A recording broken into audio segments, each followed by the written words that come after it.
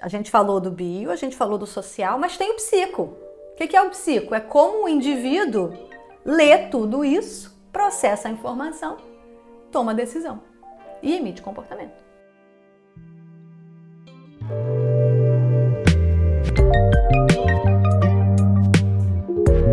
Será que é normal? Será que é patológico? Será que eu devo me preocupar? Será que esse comportamento do meu paciente, será que eu preciso tomar alguma providência em relação a isso? Será que eu conto para alguém? Será que eu quebro o sigilo? Será que isso é um problema?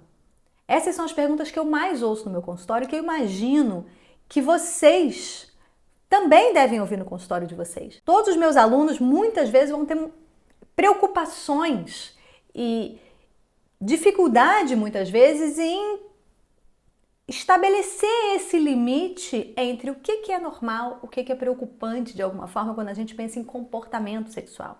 Os pacientes chegam pra gente o tempo inteiro querendo saber se é normal a frequência sexual que eu tenho, se é normal uma determinada fantasia, se é normal eu gostar de fazer sexo assim, não gostar de fazer sexo assado. É ou não é? E aí você fica nesse lugar de ser o juiz de se aquele comportamento é normal ou não é normal, se você tem que fazer alguma coisa sobre aquilo, se esse comportamento precisa ser modificado de alguma forma. Quando a gente pensa em comportamento sexual humano, tá? Não tô saindo aqui do Discovery Channel. Quando a gente pensa em comportamento sexual humano, a gente vai pensar não apenas na prática de atividade sexual. Então, muitas vezes a gente acha que comportamento sexual é o transar em si, ali, penetração, aquele coito papai e mamãe. Isso é comportamento sexual? Diferentes práticas sexuais é comportamento sexual? É. Mas a gente pode incluir de uma forma mais ampla, na questão do comportamento sexual, um conjunto de atitudes, experiências, desejos, preferências e uma série de outros aspectos psicológicos e psicossociais associados às ações, né, aos comportamentos em si. Quando a gente pensa que o comportamento sexual é muito para além do mero coito reprodutivo, né, de você fazer neném, serve para isso também, mas serve para muitas outras coisas. Quando a gente pensa que mesmo quem não tem atividade sexual tem sexualidade, pode ter um comportamento sexual, sim, né? Então, a gente precisa entender aqui que fantasia, masturbação, sonho, para onde vai o meu olhar, meus desejos, as minhas preferências, tudo isso é comportamento sexual. E tudo isso gera muito desconforto nos nossos pacientes. Então é muito comum que exista essa ideia, né? Pensando aqui a sexualidade como um elemento biopsicossocial, é muito comum que exista essa ideia de que tem um comportamento que é normal e um comportamento que é anormal.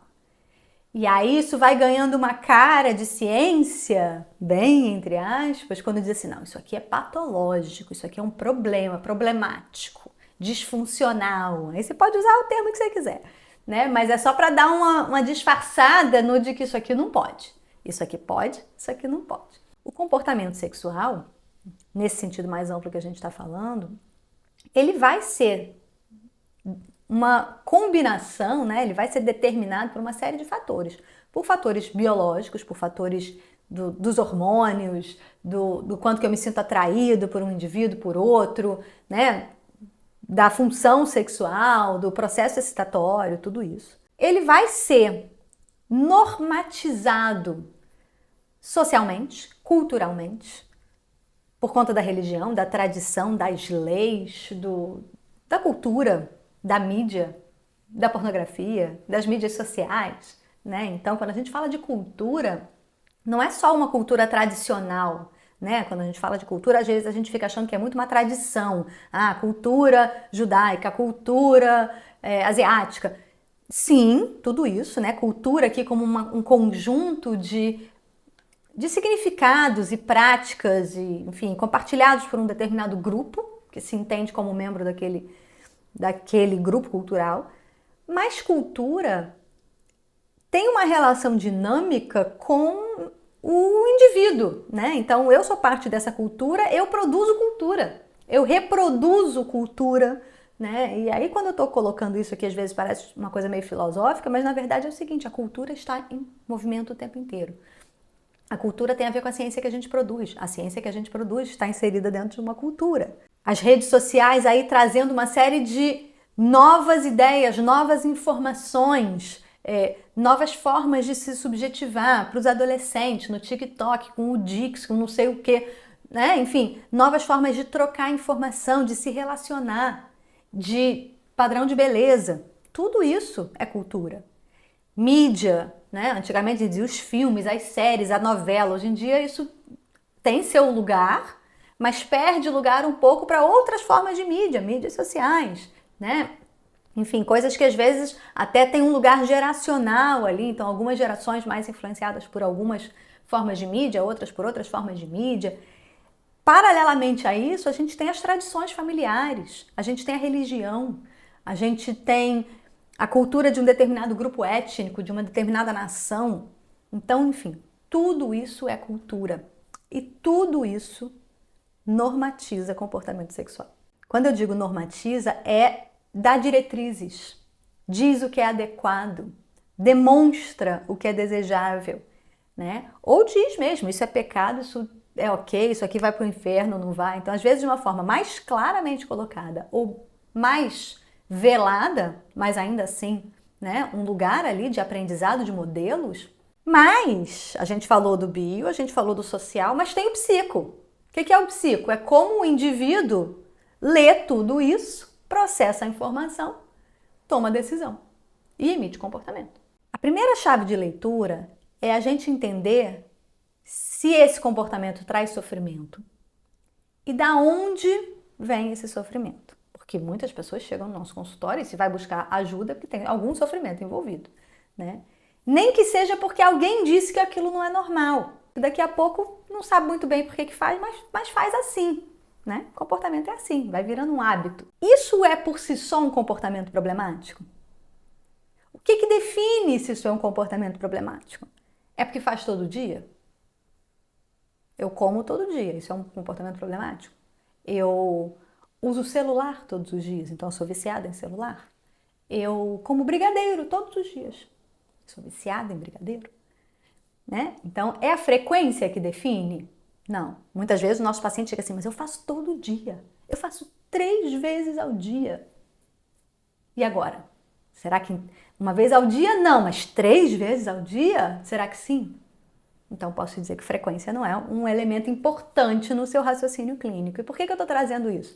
Porque às vezes a gente se perde, né? Então, o que é relevante para o seu raciocínio clínico? Frequência não é. Eu me masturbo por quê? Eu me masturbo porque, usando pornografia, porque eu tô chateado? E aí, toda vez que eu fico chateado, eu vou lá e me masturbo? Eu me masturbo nem sei por quê. Eu me masturbo vendo um conteúdo que eu acho moralmente condenável? Será que algum desses elementos, então, coloca o comportamento de se masturbar vendo pornografia num lugar patológico? Não necessariamente. Então, a função do comportamento, por si só, não torna esse comportamento problemático ou não, mas ela é fundamental no seu raciocínio clínico. Então, a frequência não serve para nada. A função é fundamental. Quer dizer que tem funções que são melhores do que outras? Não. Mas você precisa entender por quê? Porque depois, para você mexer nesse quebra-cabeça, você vai ter que tirar isso aqui de algum lugar e botar alguma coisa no lugar. Tipo uma parede de tijolo. Você vai tirar esse tijolo aqui, o que você vai botar? Né? Senão vai cair. Função é relevante de você entender. A gente tem uma série de ferramentas que vão te ajudar a fazer a análise funcional da queixa. Tá? Então, não é simplesmente, qual é a função? Você vai ter que realmente mapear isso, entender isso em diferentes contextos, para que a gente possa fazer uma boa análise funcional da queixa, para que a gente possa entender depois como é que a gente vai fazer a engenharia reversa de ir modificando esse comportamento. O que eu preciso saber? Tem uma rigidez do desejo? Né? Isso torna o comportamento de se masturbar vendo aquilo problemático? De forma nenhuma. Mas me fala de uma rigidez do desejo que também vai ser um elemento importante lá para eu entender a queixa no futuro. Vamos falar de se eu faço esse comportamento, ele impacta o resto da minha vida? Né? Então, assim, quando eu estou me masturbando vendo pornografia, eu tenho algum impacto real, algum prejuízo? Eu deixo de trabalhar, eu deixo de cuidar dos meus filhos, eu deixo de fazer alguma coisa? Eu passo o dia inteiro fazendo isso e não faço outras coisas? Né? Porque assim, uma coisa é você dizer assim, eu faço esse comportamento e nesse momento eu podia estar transando com a minha esposa.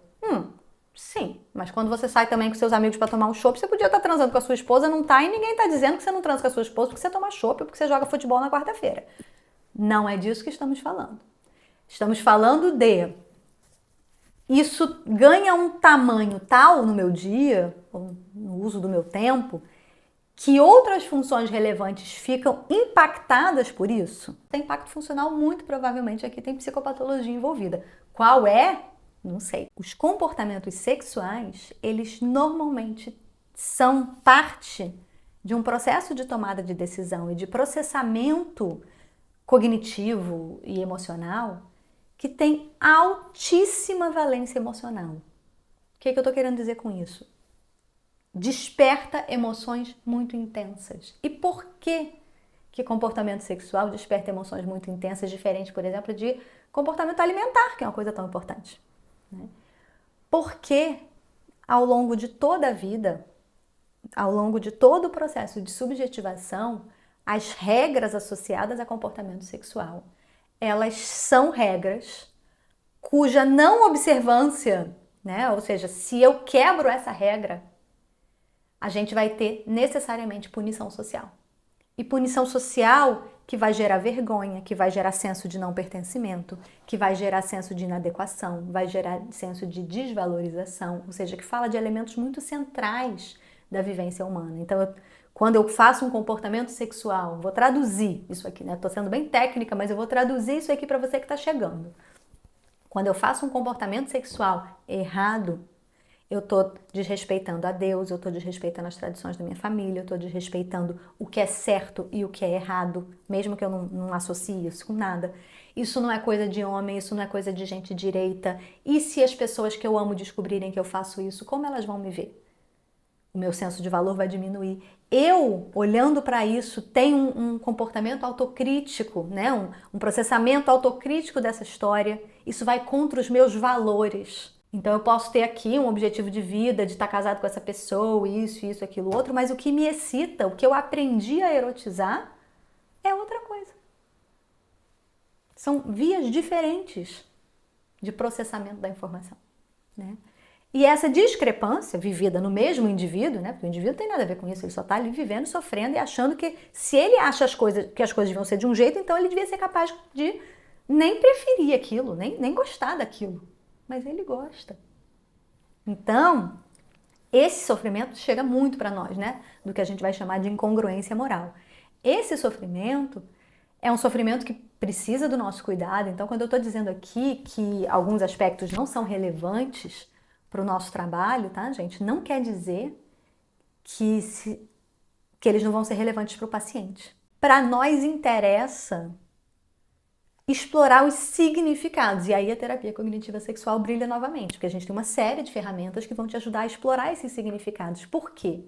Porque esse tipo de situação não responde à psicoeducação. Vou repetir, porque isso é fundamental e vocês fazem todo dia errado no consultório. Então assim, não adianta eu dizer para um indivíduo religioso que tá tudo bem ele se masturbar. Não adianta eu dizer para a pessoa que acredita no amor romântico, esse amor que nós somos duas metades de uma laranja, de que o desejo dele continua operando apesar de ele estar apaixonado por aquela pessoa. Então, que de vez em quando ele vai experimentar desejo por outras coisas que passam por aí, né? Não adianta eu psicoeducar. Não estou dizendo que você não pode trazer essa informação, mas estou dizendo que se você ainda trouxer essa informação sem fazer o trabalho bem feito, sabe o que o paciente vai fazer? Vai embora. Então, todas essas camadas de significado precisam fazer parte da sua conceitualização de caso antes de você me dizer se um determinado comportamento é normal ou não é normal. Mesmo quando a gente foca na questão do sofrimento. Porque, claro, gente, que às vezes a gente vai ter comportamentos, obviamente, que geram sofrimento. Então, alguém que tem interesse por criança exclusivamente por criança ou bastante por criança e perde o controle e abusa de crianças. Obviamente, comportamento sexual que precisa de atenção, né? Precisa de todas as camadas de cuidado que a gente precisa. Por quê? Porque tem violação do direito de terceiros, porque tem perda do controle do impulso, porque apesar de tudo não consegue dar conta de si mesmo. Sim, coloca a si mesmo, ao outro em risco. Tem comportamento sexual que gera risco, sim, né? E a gente precisa atuar, principalmente quando tem terceiros envolvidos, principalmente quando é criança. Mas tem outros comportamentos, então, por exemplo, eu tenho um paciente que não usa camisinha. Comportamento sexual de risco, para ele e para terceiros. Eu vou fazer o quê? Denunciar ele para a polícia? Né? Enfim, o que eu posso fazer de efetivo?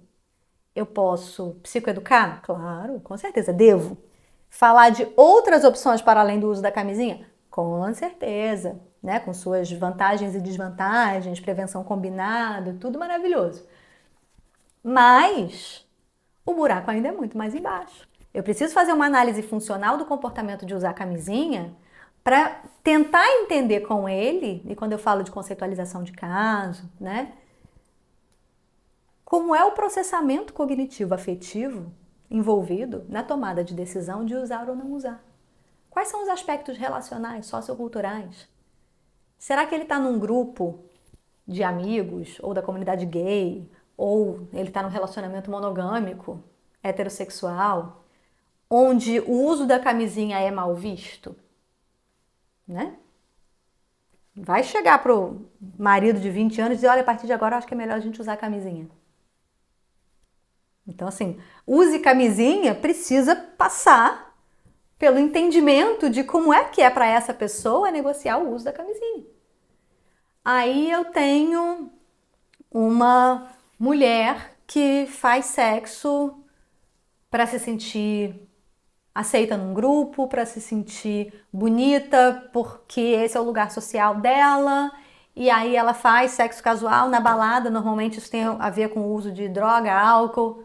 Como é que é para ela a consistência do uso da camisinha, essa camisinha estar lá, o acesso à camisinha, negociar o uso da camisinha com o parceiro que ela acabou de conhecer? Então, todos esses aspectos precisam ser parte da sua conceitualização para você chegar com essa pessoa na melhor estratégia do manejo de risco de gestação indesejada e infecção. Entendeu? Então, mais do que se o comportamento sexual é bom ou não, né? Essa informação, esse raciocínio, ele é menos útil do que vamos fazer uma análise funcional disso aqui, vamos entender qual é o risco, como é que eu manejo esse risco. Tem alguns aspectos que você precisa considerar, né? Então, risco, análise funcional, a função daquele comportamento, o impacto daquele comportamento, né? Se aquele comportamento gera sofrimento e o sofrimento é de que ordem, tá?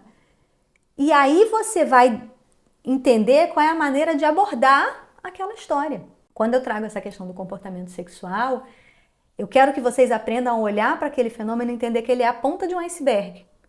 E que muitas vezes ele nem é o problema. Mas claro que ele é o que o seu paciente está entendendo como um problema, uma questão, é isso que está gerando problema no casamento dele, é isso que ele está morrendo de vergonha, é isso que ele acha que é o grande problema da vida dele. Mas você tem a responsabilidade de conseguir saber que isso é parte de um contexto muito mais amplo e conseguir realmente mapear para que você possa entender quais são as peças do quebra-cabeça que você precisa mexer caso você queira modificar esse comportamento.